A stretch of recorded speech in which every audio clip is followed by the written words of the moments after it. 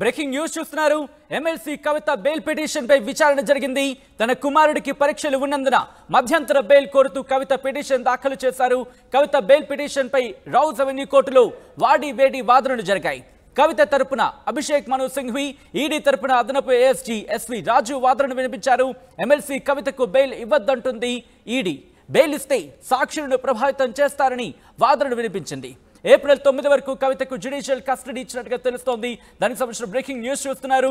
చాలా ఇంట్రెస్టింగ్ గా జరిగిందని చెప్పుకోవాలి. ఎందుకంటే వాడి వేడి వాదనలు జరిగాయి. ముఖ్యంగా విచారణలో కవిత ఎక్కడ మాకు సహకరించలేదు అనేది ఈడీ వాదన. ఈ నేపథ్యంలో కవితకు ఇన్ఫాక్ట్ బెయిల్ ఇస్తే కనుక సాక్షులను ప్రభావితం చేసే అవకాశం ఉంటుందంటూ కూడా ఇక్కడ వాదనలు వినిపించింది ఈడీ. ఈ నేపథ్యంలో బెయిల్కి సంబంధించి విచారణ చాలా వాడివేడిగా జరిగింది. తన కుమారుడికి పరీక్షలు ఉన్నందున మధ్యంతర బెయిల్ కోరుతూ పిటిషన్ దాఖలు చేశారు కవిత బెయిల్ పిటిషన్ పై రౌజ్ అవెన్యూ కోర్టులో వాడి వేడి వాదనలు జరిగాయి. కవిత తరపున అభిషేక్ మను సింఘ్వి, అలాగే ఈడీ తరపున అదనపు ఏఎస్జీ ఎస్వి రాజు వాదనలు వినిపించారు. ఎమ్మెల్సీ కవితకు బెయిల్ ఇవ్వద్దంటోంది ఈడీ. బెయిల్ ఇస్తే సాక్షులను ప్రభావితం చేస్తారంటూ కూడా వాదన వినిపించింది. ఇంతకీ ఎటువంటి వాదనలు జరిగే తెలుసుకునే ప్రయత్నం చేద్దాం. మా ప్రతినిధి రామకృష్ణ మరిన్ని అప్డేట్స్ అందిస్తారు. రామకృష్ణ, ఎటువంటి వాదనలు జరిగాయి రోజు కోర్టులో? మద్యం కుంభకోణం కేసులో తీహార్ జైల్లో ఉన్న కవిత బెయిల్ పిటిషన్ పై రోజ్ అవెన్యూ కోర్టులో విచారణ ప్రారంభమైంది.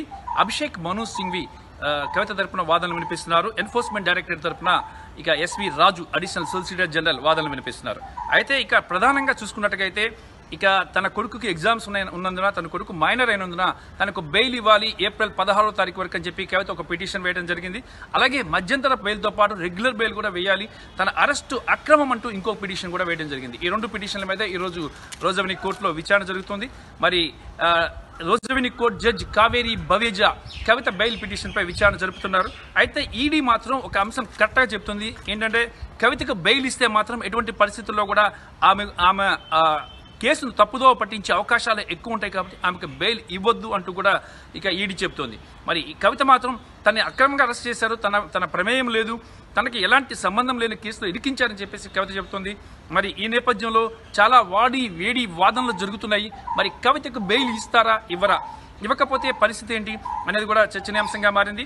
ఈ నెల 9వ తారీఖు వరకు కూడా కవిత జ్యుడిషియల్ రిమాండ్లో ఉన్నారు. మరి ఇప్పుడు మధ్యంతర బెయిల్కి అప్లై చేశారు, రెగ్యులర్ బెయిల్కి అప్లై చేశారు.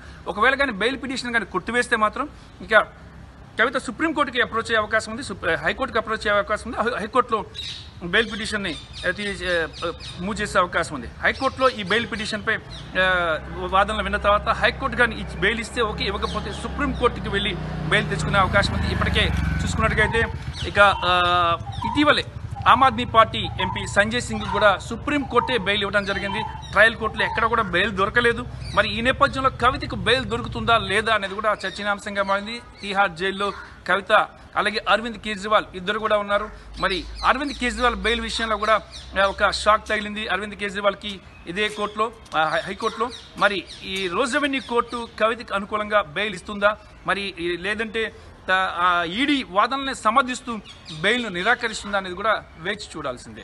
రామకృష్ణ, RTV, న్యూఢిల్లీ.